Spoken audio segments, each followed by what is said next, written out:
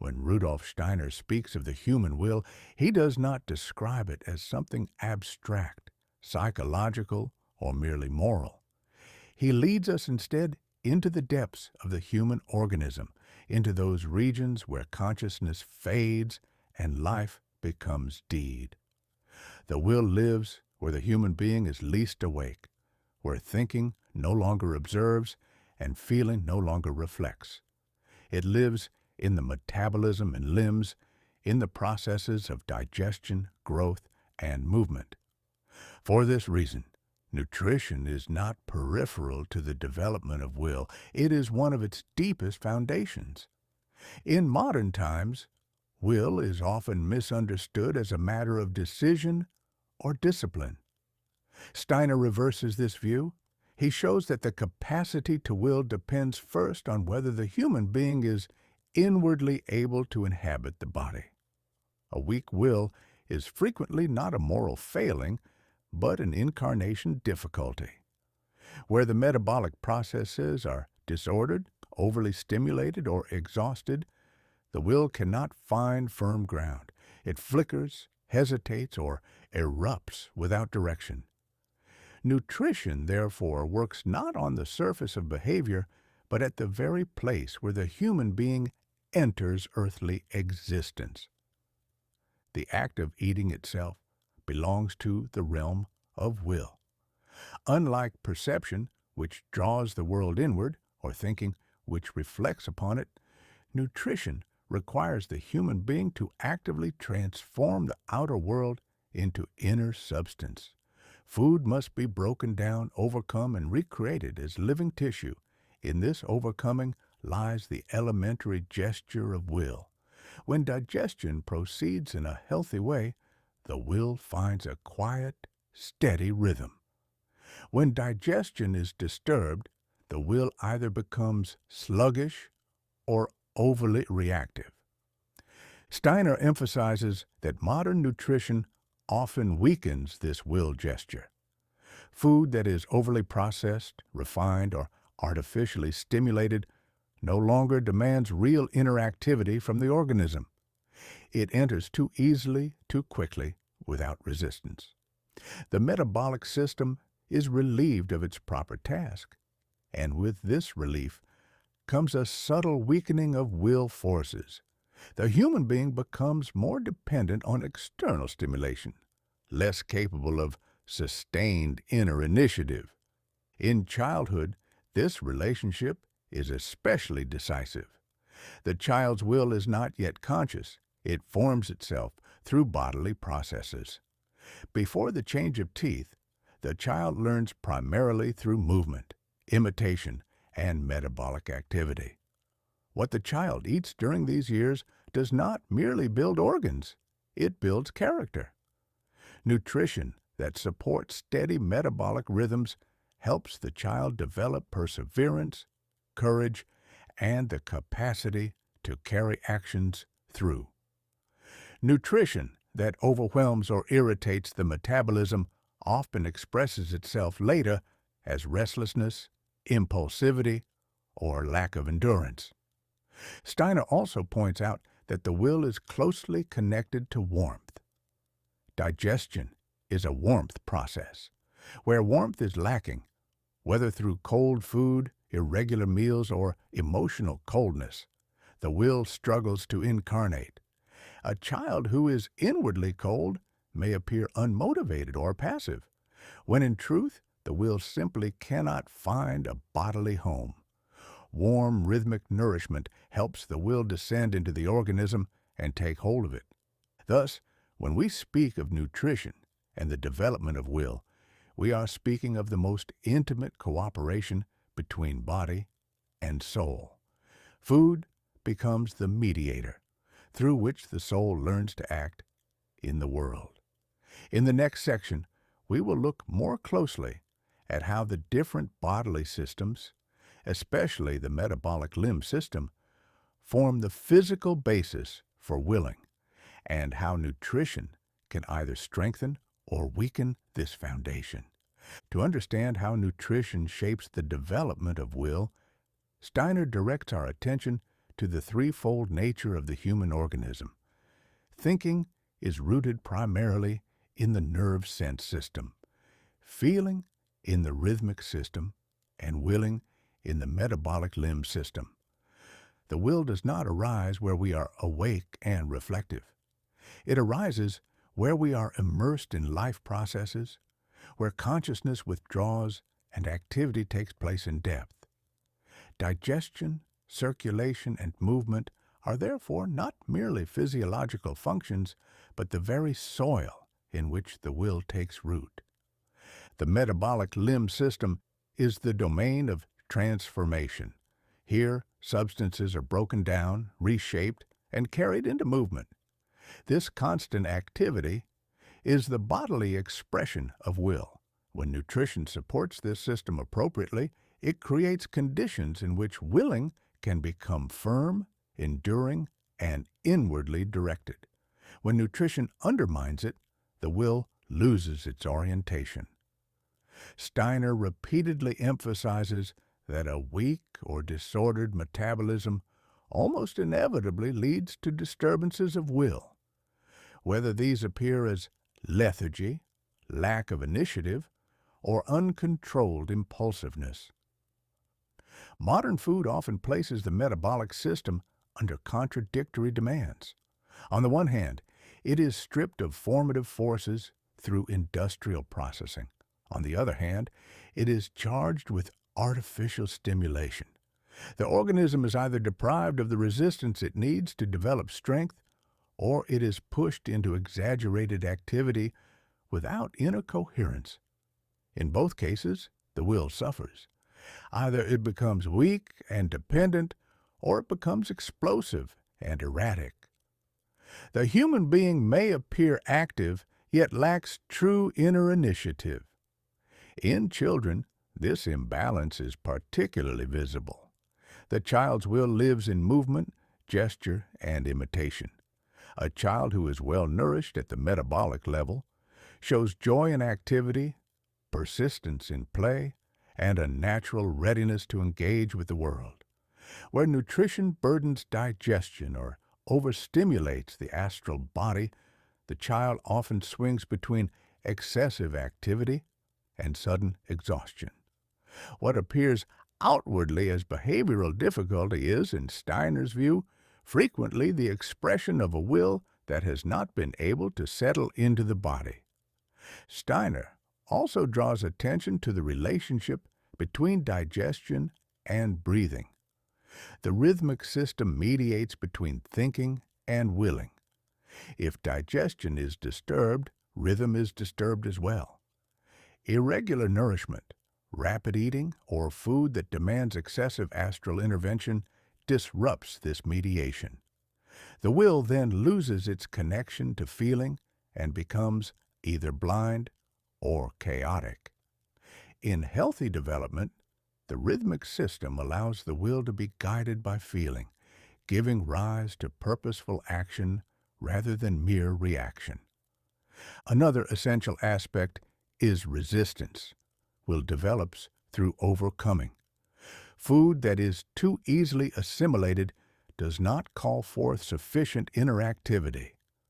Steiner does not mean that digestion should be strained, but that it should be engaged. Substances that retain their natural structure require the organism to work, to transform, to conquer. This inner work strengthens the will just as physical work strengthens muscles. In this sense, nourishment that is too convenient weakens the human capacity to will. This principle becomes especially important in education.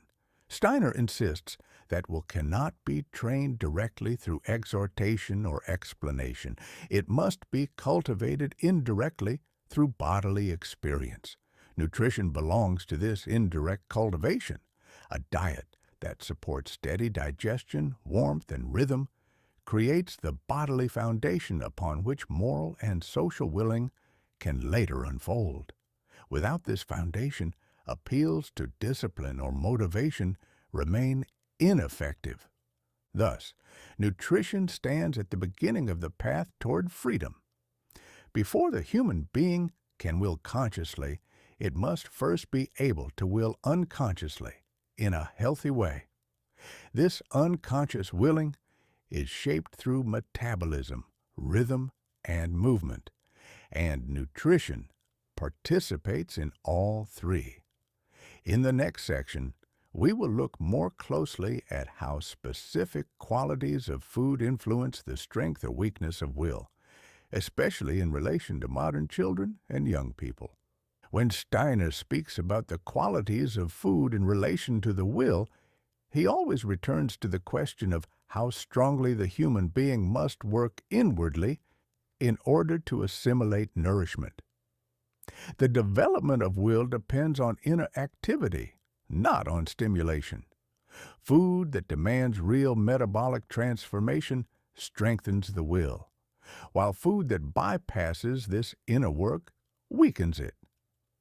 This distinction becomes especially important in modern nutrition, where convenience and immediacy dominate. Foods that retain their natural structure, especially those that have grown slowly and have not been excessively refined, offer the metabolic system a meaningful task. The etheric body can take hold of these substances, while the metabolic limb system engages in steady formative activity. This quiet effort builds endurance and inner firmness. Steiner suggests that such nourishment supports a will that can sustain action over time rather than seeking constant novelty or external impulse. In contrast, highly refined foods dissolve too quickly into the organism. They require little transformation and therefore little inner effort. The metabolic system is deprived of its formative work. Over time, this deprivation manifests as a weakening of will forces. The individual becomes increasingly dependent on outer stimulation to initiate action. What appears as laziness or lack of motivation is often the expression of a metabolism that has not been allowed to develop strength. For children and young people, this effect is particularly pronounced. Steiner emphasizes that the will is formed long before it becomes conscious. In the school years, the child's capacity to persevere, to carry tasks through, and to engage bodily with the world is deeply influenced by the state of the metabolism. Nutrition that is overly sweet, overly stimulating, or too rapidly assimilated undermines this formation. The child may appear lively and quick, but lacks depth and persistence. Proteins, as Steiner describes them, engage the will forcefully. They stimulate activity and initiative, but they also draw the astral body strongly into digestion. In moderate measure, this can support strength and decisiveness. In excess, especially in children, it leads to inner tension. The will becomes restless rather than steady. Steiner warns that such tension can later express itself as aggression or rigidity, because the will has been driven before it was properly grounded. Carbohydrate-rich foods, when taken in a whole and natural form, work more gently. They support the etheric body and rhythmic system, creating a stable background for willing. For children with weak or erratic will impulses, such nourishment can have a calming and consolidating effect. The will finds a field in which it can grow gradually, without being forced into premature intensity. Fats play a mediating role in the development of will. Steiner associates them with warmth and with the capacity to hold oneself together inwardly. For individuals whose will appears scattered or unfocused, appropriate fats can support grounding and continuity. However, excessive fat burdens the metabolism and dulls initiative. The will then loses its sharpness and becomes heavy. Again, Steiner's principle is balance rather than exclusion. Another decisive factor is how food is combined and timed. Overloading the metabolism with complex mixtures or constant snacking prevents the will from finding rhythm. The metabolic limb system needs phases of activity and rest, just as the muscles do. When nutrition respects this rhythm, the will develops a sense of timing. When rhythm is absent, the will becomes either impulsive or inhibited. Thus, the qualities of food do not act abstractly, they shape the very gesture of willing. Nourishment that demands steady rhythmic transformation fosters endurance, courage, and inward firmness. Nourishment that overwhelms or bypasses the metabolism undermines these qualities. In the next section, we will turn more explicitly to childhood and adolescence, examining how nutrition influences the transition from bodily will to conscious moral will. When we turn our attention more specifically to childhood and adolescence, the connection between nutrition and the development of will becomes even more evident. Steiner repeatedly emphasizes that the will matures in stages, and that each stage depends upon the successful establishment of bodily foundations. Before the will can become conscious and moral, it must first become reliable. Reliability of will arises when the organism provides steady support for action, when impulses can be carried through without collapsing or erupting. Nutrition plays a central role in creating this reliability. In early childhood, the will lives almost entirely in movement and metabolism. The child does not yet distinguish clearly between intention and action. Willing flows directly into doing. At this stage, nutrition works deeply into the shaping of habits, posture, gesture, and endurance. Food that supports steady digestion and warmth allows the child's will to settle into the body. The child then moves with a sense of purpose and inner security. Where nutrition is irregular, overstimulating, or burdensome, the will remains unsettled. The child may show either impulsive behavior or an apparent lack of initiative, both of which stem from the same source. The will has not found a stable bodily ground. As the child approaches the change of teeth and later puberty, the astral body gradually enters more strongly. With this entry, the will begins to separate from purely bodily processes and move toward consciousness. This transition is delicate. If the metabolic foundations are weak, the will cannot make this transition smoothly. Steiner points out that many difficulties of adolescence, inner resistance, sudden defiance, or apathy, are not primarily psychological, but physiological, spiritual in nature. The will is seeking a new form, but the body cannot yet carry it securely. Nutrition that overstimulates the astral body during this period intensifies these struggles. Highly stimulating foods awaken desire and reactivity without strengthening inner firmness. The young person may feel driven, restless, or inwardly torn. Conversely, nutrition that supports the etheric and rhythmic systems provides a stabilizing background. It allows the will to gain independence gradually without losing its connection to the body. In this way, nourishment contributes to the emergence of a will that can later become morally guided rather than merely reactive. Steiner also emphasizes the importance of resistance in education at this stage. The will strengthens through meeting manageable obstacles. Nutrition contributes to this process by providing the organism with substances that require steady inner work. When digestion has something real to overcome, the will learns perseverance at an unconscious level. This perseverance later appears as the capacity to endure difficulty, to remain faithful to tasks, and to act with resolve rather than impulse. Another aspect Steiner highlights is the relationship between nutrition and courage.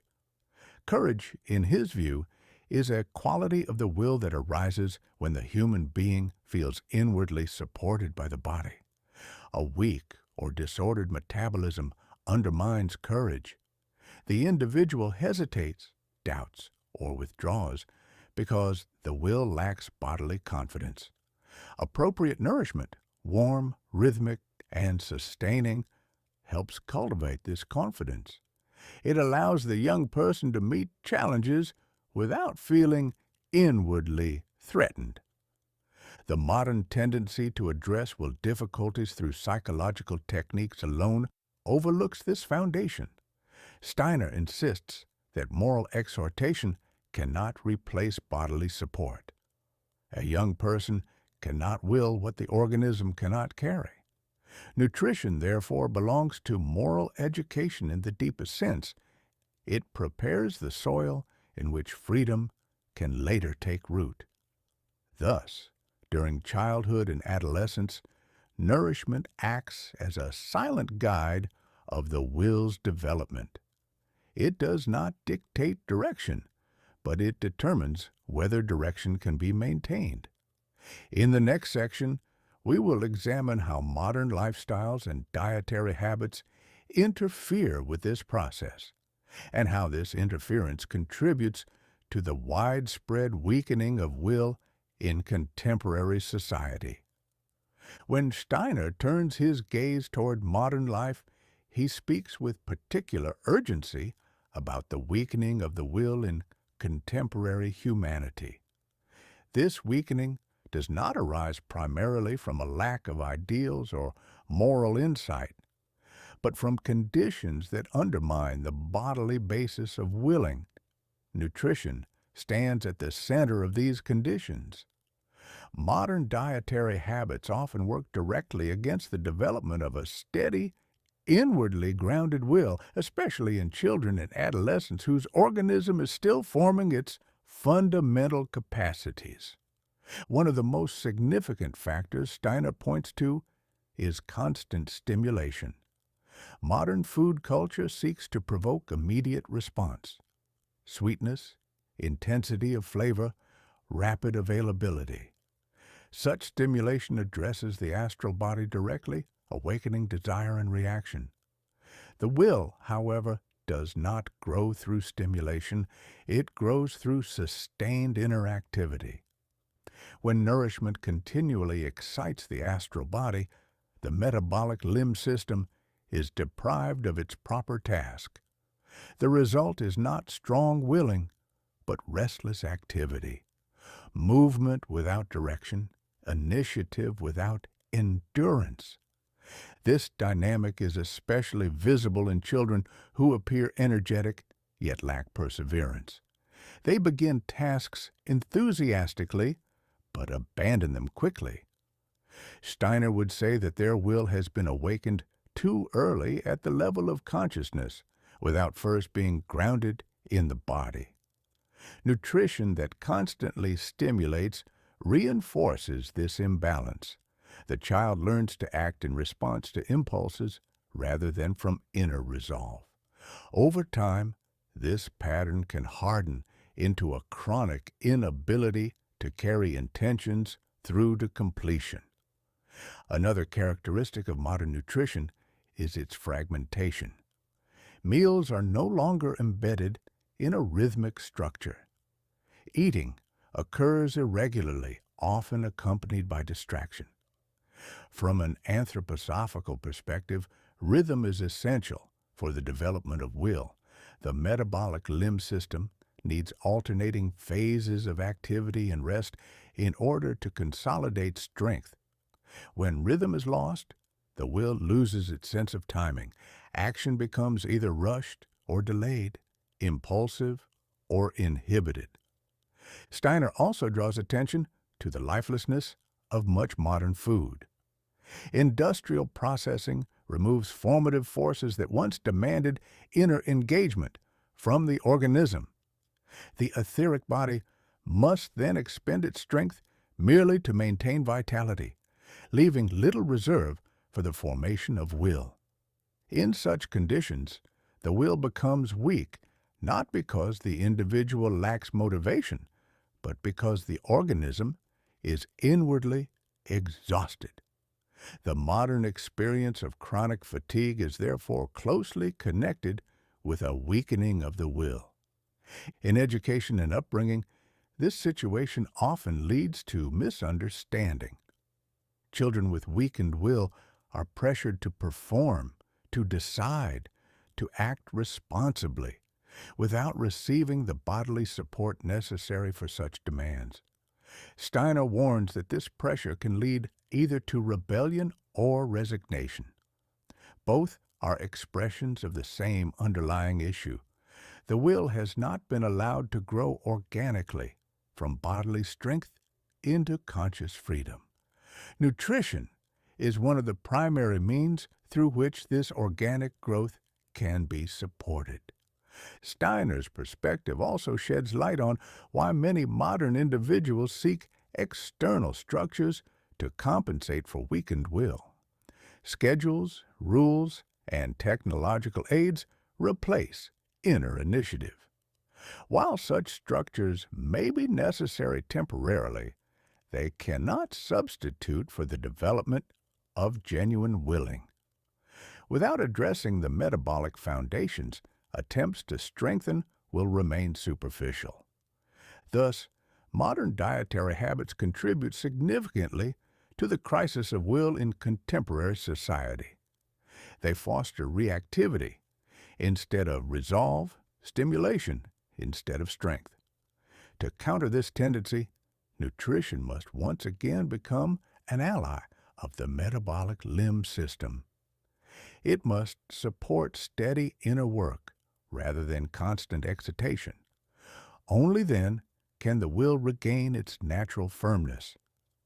In the next section, we will turn to the practical implications of these insights, exploring how rhythm, simplicity, and conscious nourishment can actively support the healthy development of will in children and adults alike. When Steiner speaks about practical ways to support the development of will through nutrition, he does not offer prescriptive diets or rigid rules. Instead, he points toward conditions that allow the will to grow naturally out of bodily strength. The will, he emphasizes, cannot be forced into existence. It must be invited to incarnate. Nutrition becomes one of the most effective invitations when it works in harmony with rhythm, simplicity, and warmth. Rhythm is of first importance. Regular meal times establish a dependable structure within the metabolic limb system. This regularity allows the organism to prepare inwardly for activity, much as muscles prepare for movement. Where rhythm is present, the will develops a sense of timing. Actions can be begun and completed without strain. In children especially, rhythmic nourishment creates an inner security that later expresses itself as reliability and perseverance. Without rhythm, the will becomes either hesitant or impulsive because the body itself has no stable reference point. Simplicity in food is equally essential. Steiner indicates that complex mixtures, excessive variety, or constant novelty overload the metabolism. The will then loses clarity. Simple meals allow the organism to focus its forces. The metabolic limb system can engage fully in the task of transformation without being distracted by competing demands. For children with weak or scattered will impulses, such simplicity is not restrictive. It is strengthening. It allows inner forces to gather and consolidate. Warmth, both physical and human, is another decisive factor. Digestion is fundamentally a warmth process. Cold food, rushed eating, or an emotionally cold atmosphere undermines this process and weakens the will's foothold in the body. Warm meals, taken in a calm and caring environment, support the descent of will forces into the organism. The child or adult feels inwardly held, capable of engaging with the world without fear or collapse. Steiner also emphasizes the role of rest in the development of will. Just as muscles strengthen through alternation between exertion and relaxation, the will requires phases of metabolic activity and repose. Constant snacking, late eating, or continuous stimulation prevents this alternation. The metabolic system never fully rests, and the will cannot consolidate its strength. Respecting pauses between meals allows the will to deepen and become more inwardly anchored. Preparation of food carries significance as well. Steiner suggests that human intention and care imprint themselves upon nourishment. Food prepared attentively, without haste or agitation, supports the organism's capacity for orderly activity. In contrast, food prepared under stress carries a quality of unrest that sensitive individuals and children absorb readily. For the will, which grows out of bodily confidence, such subtle influences are not insignificant. Above all, Steiner calls for trust in the organism's wisdom. Attempts to train the will directly often bypass its true source. Nutrition works indirectly, but profoundly. By supporting metabolism, rhythm, and warmth, it creates conditions in which the will can emerge of its own accord.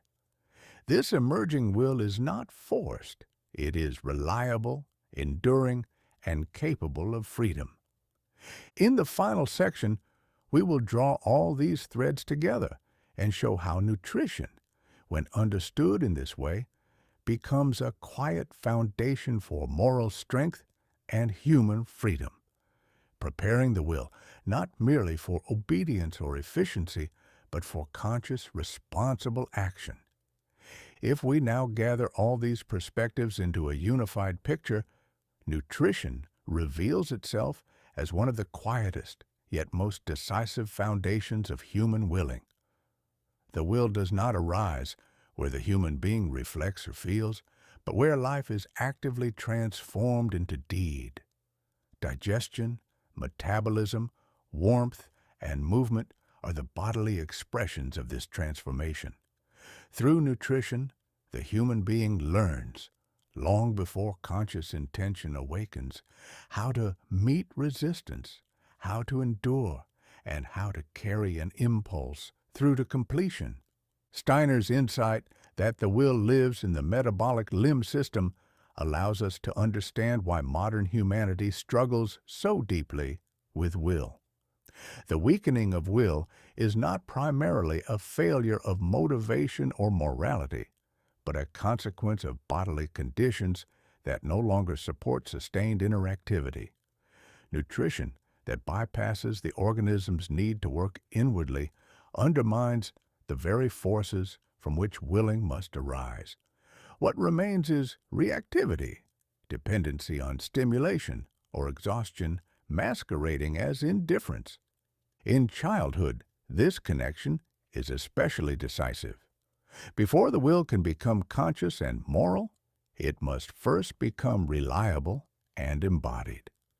Nourishment that supports steady digestion, warmth, and rhythm allows the will to settle into the organism. The child then develops not only the capacity to act, but the capacity to persist. This persistence later becomes the basis for responsibility, courage, and freedom. Without such bodily grounding, moral appeals remain abstract and ineffective. As the human being matures, the task of nutrition changes, but does not disappear.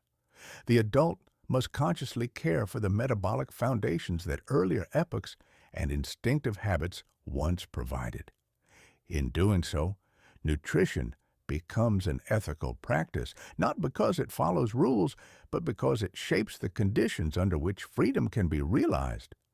A will that is inwardly supported can choose. A will that is exhausted can only react. Steiner's view also reveals that the development of will is inseparable from warmth and rhythm. Where warmth is lacking, the will hesitates. Where rhythm is absent, it loses direction. Through simple, regular, and attentive nourishment, these qualities can be restored. The will then gains not forcefulness, but firmness, not intensity, but endurance. Ultimately, nutrition prepares the ground for moral life. The human being cannot will the good if it cannot will at all. By supporting the bodily processes in which willing is rooted, nourishment becomes a quiet ally of conscience and responsibility. It does not determine what the human being should will, but it determines whether willing is possible in the first place. Thus, in Steiner's spiritual scientific view, nutrition stands at the threshold between necessity and freedom. It binds the human being to the earth, yet enables the soul to rise within this bond. When nourishment supports life rather than stimulation, rhythm rather than excess, warmth rather than haste, it becomes one of the most unassuming yet powerful contributors to human freedom, working silently in the depths where the will is born.